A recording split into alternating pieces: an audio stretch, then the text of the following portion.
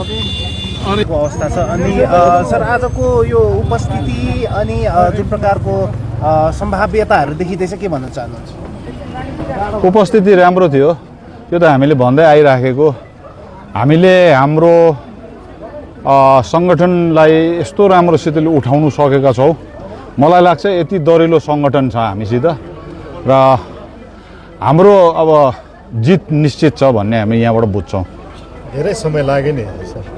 अहिले समय लागेको चाहिँ त्यस्तै हो, फर्मालिटी थुप्रै हुन्छ कि, त्यसले गर्दा उहाँहरूले त्यो नोमिनेसन र फर्म 26 एकदम डिटेलमा हेर्नुपर्छ अनि हामीले पनि हेर्नुपर्छ। त्यहाँ कुनै गल्ती भयो भने फेरि हामीलाई फर्म 26 एफिडेभिटको चाहिँ लास्ट डेट अफ नोमिनेसनसम्म टाइम हुन्छ र पनि हामीले फर्म 26 आज नै बुझायौँ र उहाँहरूले रिसिभ गर्दाखेरि चाहिँ उहाँहरूको चाहिँ एउटा के हो भने त्यो चाहिँ अधिकार हो, सबै चेक गरिकन if they find everything okay त्यहाँबाट हामीलाई रिसिभ दिन्छ है।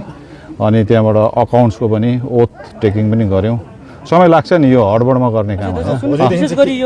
सिम्बलको सिम्बलमा चाहिँ के सिम्बलको चाहिँ यस्तो बताउनु भए तापनि तपाईँहरूको जति पनि समर्थकहरू छ उहाँहरूमा अहिलेसम्म पनि थाना भएको दोहोरो पनि भइरहेको होइन, हुँदैन।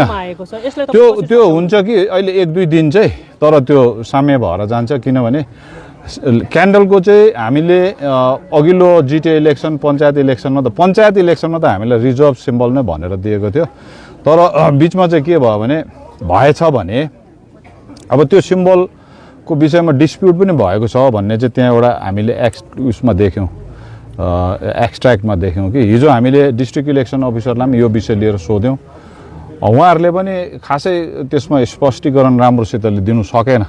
अनि अहिले पनि रिटर्निङ अफिसरले मलाई सोध्यो तपाईँहरूले यो विषय लिएर लेख्नुभयो माथि क्यान्डलको विषय लिएर भने कि अब हामीसित प्रचार प्रसार गर्ने समय थोरै मात्रै छ र यो विवादमा नपर्ने भनेर चाहिँ हामीले क्यान्डललाई चाहिँ अहिलेलाई हामीले बाद दियौँ र आज हामीले नोमिनेसन पेपरमा 3वटा प्रायोरिटी पाउँछ, हामीले प्रिफर गर्नुपर्ने हुन्छ। फर्स्ट ब्याट्री टर्च, सेकेन्डमा बाइनोकुलर्स र थर्डमा हामीले टेबल गरेको छौँ।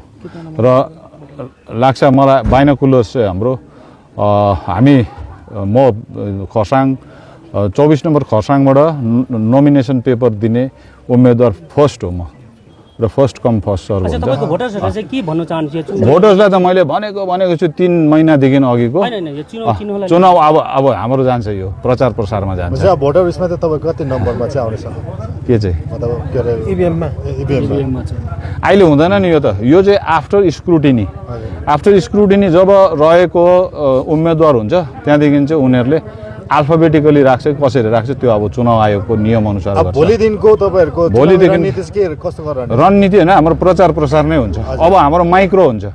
अस्ति 2-2.5 महिना 3 महिना चाहिँ हाम्रो समष्टि लेभलको भयो। अब हामी मसिनो माइक्रो लेभल गर्छौँ। कोही बेला एकैचोटि थुप्रै पनि गरिपठाउँछ, त्यसलाई चाहिँ कार्पेट बम्बिङ भन्छ। यहाँ कतिजना मिडियालाई मैले 4 खेपसम्म भनिसकेँ कि त्यो एउटा मेलिसियस नेरेटिभ्स हो कि अमर लामाको चाहिँ के निकालौँ भन्दाखेरि त्यो भेटेछ। मेरो 30 मिनट झन्डै 40 सेकेन्डको एउटा अन्तर्वार्ता छ, त्यो 2023 को। त्यो दया गरेर उनीहरूले अलिकति दुःख गरेर खोजेर डल्लै अन्तर्वार्ता पढ्यो भने सुन्यो भने उहाँहरूले बुझ्नुहुन्छ। तर यहाँ कतिजना यस्तो पनि छ कि मैले भन्दै भनिनँ भनेर उनीहरूले पायो भने पनि मलाई भोट दिँदैन भाइ, अनि उनीहरूको पछाडि लाग्नु चाहिँ समयको बर्बादी हो। अहिले कतिजना अब समर्थकहरू आए त्यो हेर्दाखेरि चाहिँ त्यतिको सङ्ख्या भएको, यो त हाम्रो माने समर्थक होइन, पार्टीको हाम्रो जति पनि तल्लो लेभलसम्मको सदस्यहरू आएको हुन्। अनि तपाईँले त्यसमा मल्टिप्लाई गर्नुहोस्, हामी त्यसै जित्छौँ।